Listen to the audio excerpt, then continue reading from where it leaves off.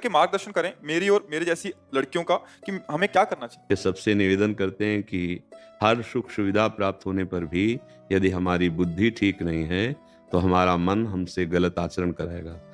जहां हमें स्वसुख वांछा अर्थात इंद्रिय मन से दूसरों के द्वारा सुख लेने की भावना है, वहां हमारी राक्षसी बुद्धि बढ़ती चली जाएगी। तो जो आप बातें कह रही हैं, कुछ प्रकाशित हो जाते हैं और कुछ तो है प्रकाशित नहीं होते। मतलब ये बहुतायत हो रहा है अब, क्योंकि ना शास्त्र शासन है बुद्धि को और ना स्वयं में विवेक है। अब भी भगवान की बड़ी कृपा कहो कि आप लोग कृपा करके सत्संग सुन रहे हैं, नहीं तो ये पता ही ना चले कि हमारा मार्ग क्या है।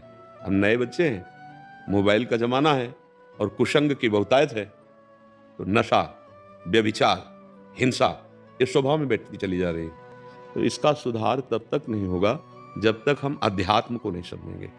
अरे हमें मनुष्यता तो आ जाए, हमें चींटी काटे तो परेशानी होती है और किसी माई बहन के शरीर को हम कैसे उसको, मतलब क्या आपने समझ रखा है, कितनी राक्षसी बुद्धि। तो ठीक है, इसका जब परिणाम आएगा तो तुम्हें जन्म के जन्म भोगने पड़ेंगे।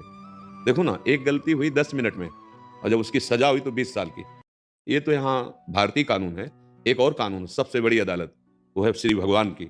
वहां से जब दंड मिलेगा ना, वहां किसी वकील की जरूरत नहीं है, वहां कोई किसी भी तरह का दबाव पक्ष नहीं होता, तत्काल निर्णय होता है।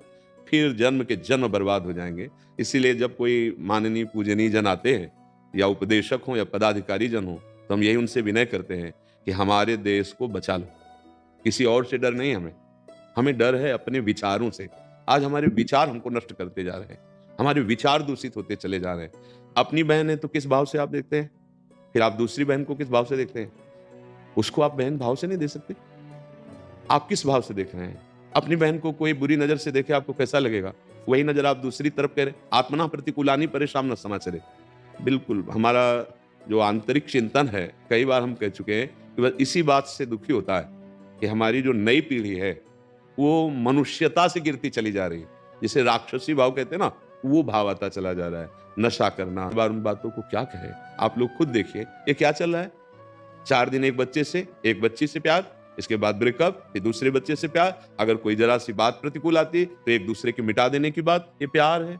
क्या नाटक कर रहे हो अपने जीवन के साथ, क्या खिलवाड़ कर रहे हो अपनी उन्नति के साथ। आप ना तो लौकिक उन्नति को प्राप्त होंगे और ना परमार्थिक उन्नति को प्राप्त होंगे। लौकिक उन्नति का मतलब इतना नहीं कि आप पद में चले गए, रुपया समेट लिए, नाना प्रकार की भोग, लेकिन हृदय जलेगा, तुम्हारी बुद्धि तुम्हें जलाएगी, इस क्या उन्नति होगी? वहां बैठे बैठे जलो। यहाँ सब परिचय यही मिलता है, सबका परिचय मिलता है। तो इसलिए हम तुम्हें संबोधन करते हैं कि ये भी नहीं डरना कि हम ब्याह न करें। सब